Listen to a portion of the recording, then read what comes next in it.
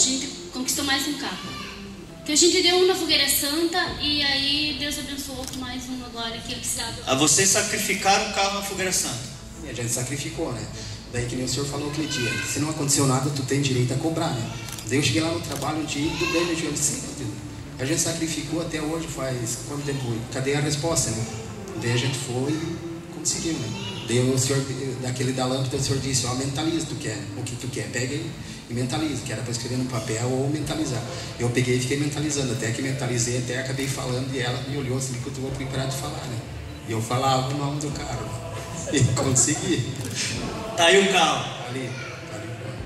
É o carro que vocês queriam. O carro que ele pediu. Então, assim, cada ação é uma reação. Uma ação no altar é uma reação na vida da gente.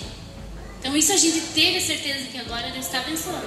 O que você colocou no altar, Deus deu um bem melhor. Bem melhor. Cobrou o que você fez. O senhor disse que nós tínhamos direito a dobrar joelho, porque tu faz um contrato, alguma coisa e ninguém te dá a resposta, tu um dia vai lá atrás dessa pessoa. E daí eu não tinha resposta, estava sempre a mesma. Eu peguei, dobrei o joelho e cobrei. Deus abriu as portas. Deus abriu as portas. Amém. Bem forte para o nosso Deus. Amém, pessoal?